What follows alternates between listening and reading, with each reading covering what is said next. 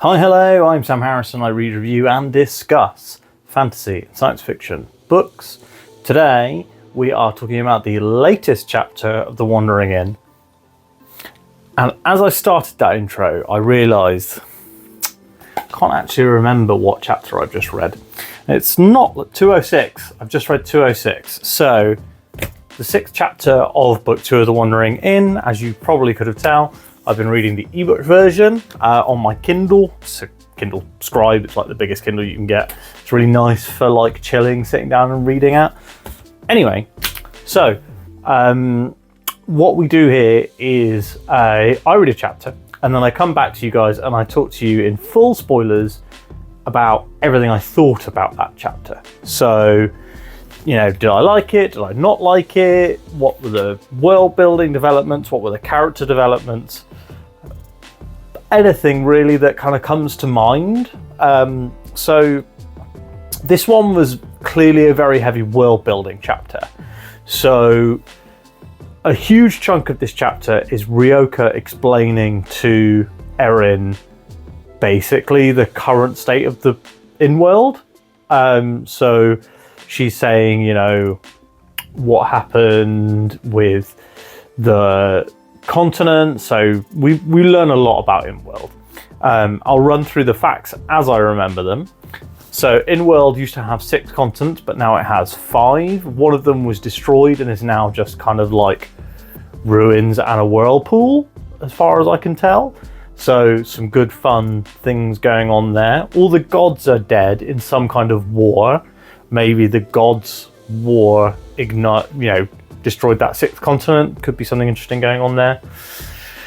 The other continents are kind of peopled by different sorts of people. So there's like one continent where all the people live, where all the humans live, but the humans kind of keep to themselves. Then there is a continent where Floss, the King of Destruction, lives, which is like a lot of it is desert, and he lives in like the middle of the desert, and that's where Gazi lives. Is where Ryoka says, she's like, oh, then that's where Gazi lives. However, Gazi is from a continent that is, she says it's like primitive or savage, or uncivilized, something like that.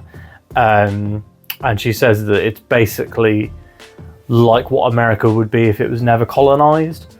And then we've also got, the humans live somewhere that's like medieval Europe, apparently. There's some walled cities, and she was like, oh yeah, so you know, like walls are like 30 feet high or whatever in our world, like a regular castle wall. These cities, the walls are 300 feet high. And I guess that's what you get when you can do magic and you can have like magic artisans who can build stuff and who aren't limited by things like physics or supply of stone. So yeah, we learn so much about the world in this. Also, the elves are all dead. I forgot to tell you that the elves are all dead. So we learn a lot about the world in this. And also the thing that I thought was quite interesting was that Ryoka referenced the races that live on the continent that Liskor is on, which is Israel, I believe. Right? Am I being mad? Anyway, so that continent, and she references them all coming to that continent. So there's no native races. Maybe the native races are the Antinium and the goblins or something like that. She also says quite specifically that the Antinium were recent.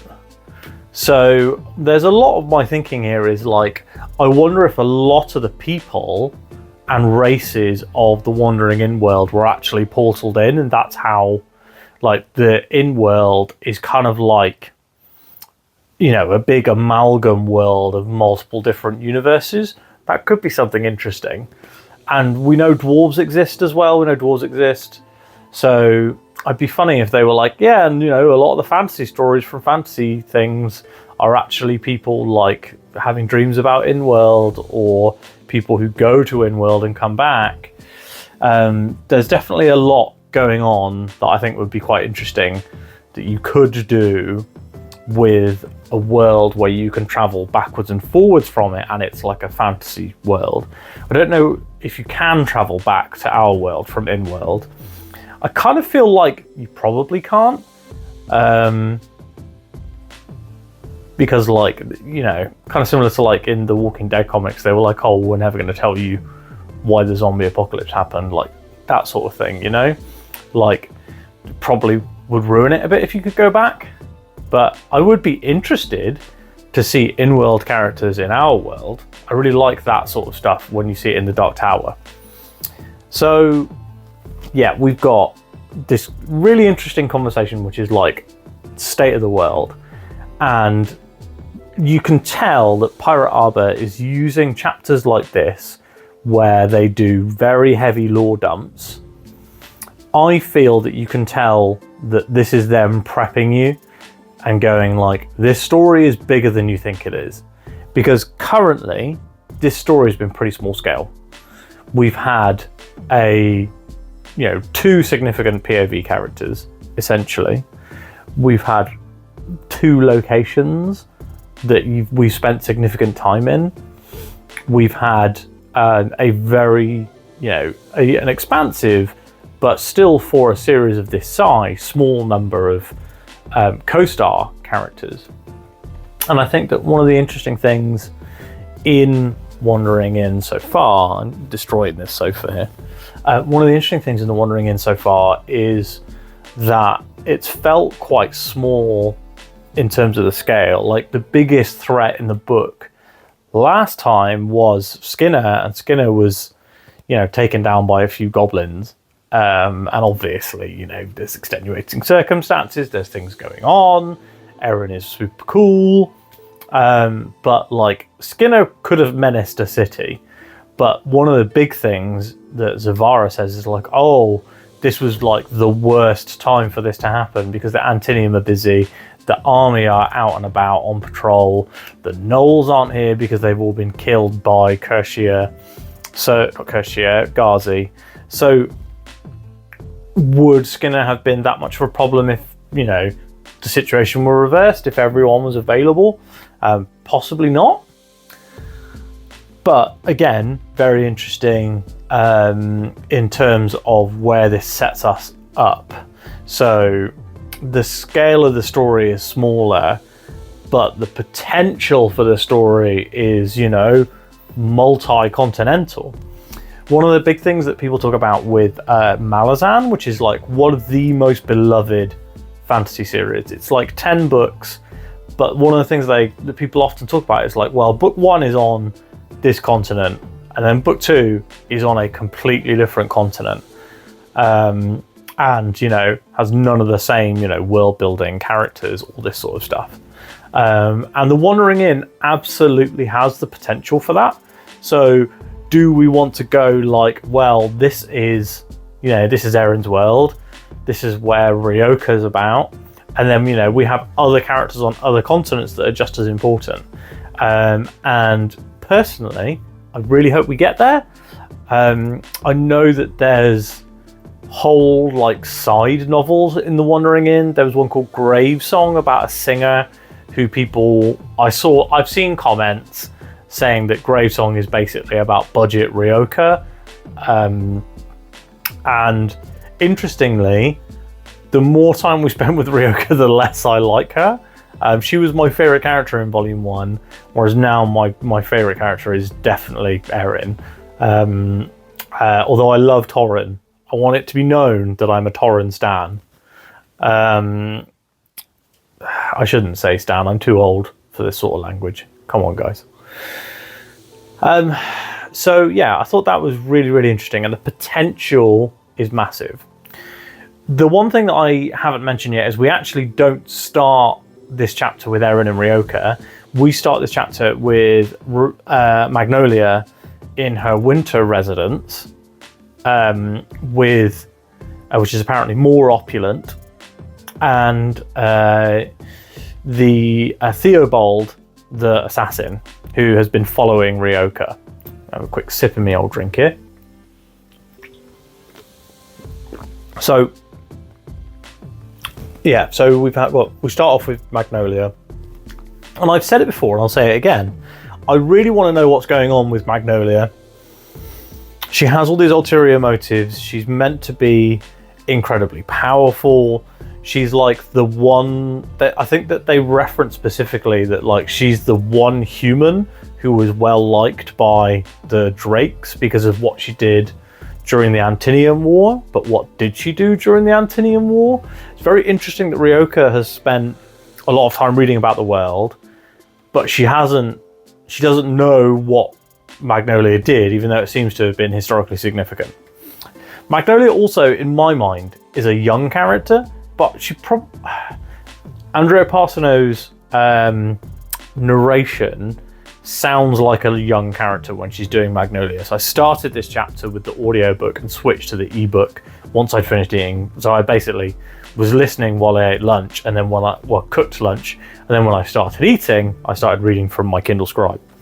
So that's the best thing about having The Wandering Inn as an ebook and an audiobook. It's so easy to swap back and forth. I remember a chapter last week. I literally listened a bit, read a bit, listened a bit, read a bit. Brilliant. Anyway, so yeah, we have that. We had that section with Magnolia.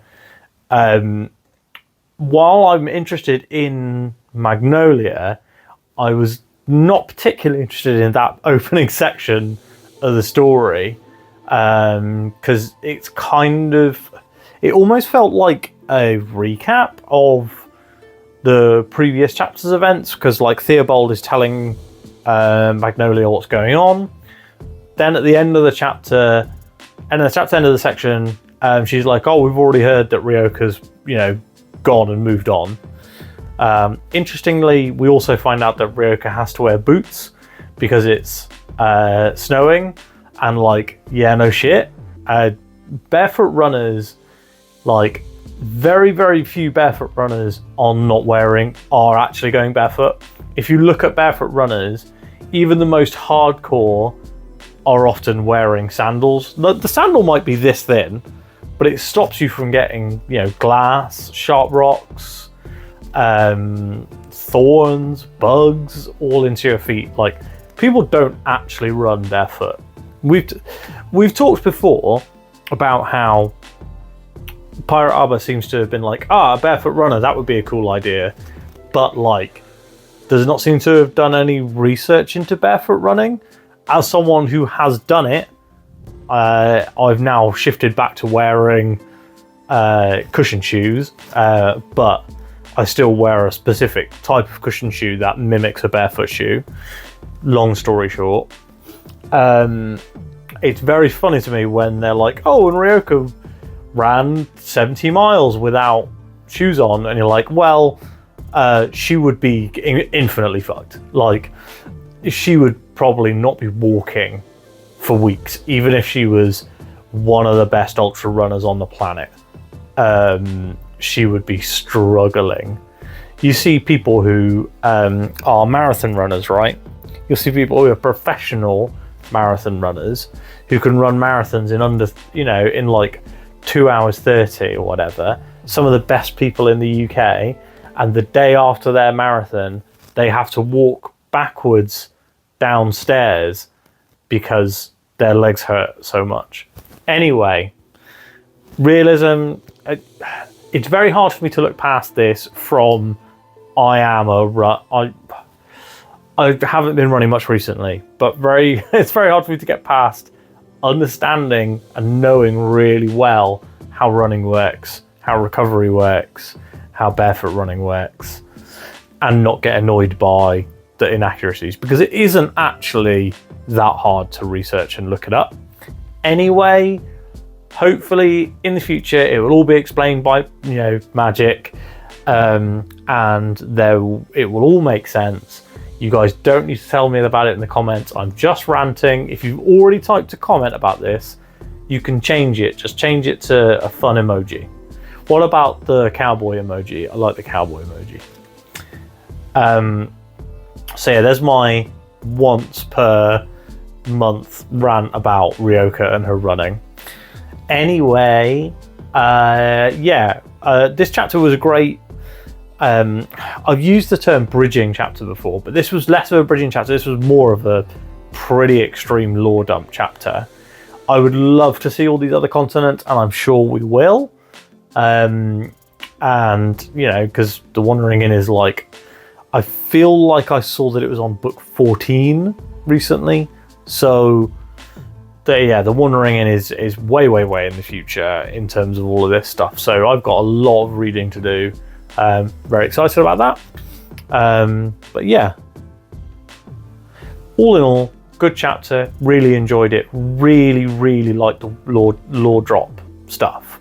So I'm very, like, a lot of people complain about like lore dumping and like world building dumping, but like unless it's excessive and it's happening all the time, I actually really enjoy getting a big dump of information about a world, and that's what we got here, and I really enjoyed it. So there'll be another episode of The Wandering Inn tomorrow. I'm going to do the reading in a minute and then record it straight after, and then I'm also doing a full spoiler discussion / kind of just general chat about Volume 1 with Lion from Hobbies of a Man, another YouTuber, and we're doing that tonight, and that'll post next week as well. So it'll be two big Wandering Inn. There'll be a really big Wandering Inn video next week that'll probably be over an hour, depending on how much we have to talk about, and then there'll be a normal episode next week. So 3 more Wandering Inn videos in the next 2 weeks for you guys. Hopefully that's enough to keep you satisfied, because that's probably as many as I can fit into the schedule. Big Wandering Inn fan over here, as you guys know. Do you know what? Let's wrap this video up. Let's wrap it up. So thank you so much for watching today's episode. If you have liked it, please give it a like. If you would like to drop a comment down below to let me know what you thought of this chapter, or just kind of chat with me in general about anything, you can do so. And if you haven't yet subscribed, please do. The more people that subscribe off of the back of these Wandering Inn episodes, the more motivation there is for me to make more of them. So if you would like to see more Wandering Inn stuff, I'm always going to guarantee you guys 1 a week. But if you want me to go up to 2 a week, for example, or maybe when my kids are in school, I could do some bonus Wandering Inn videos, please do subscribe. The more subscribers, because I can see where people subscribe. So if you're subscribing to Wandering Inn videos, then I will know that you guys want more Wandering Inn content. Thanks so much for watching, and I will speak to you tomorrow.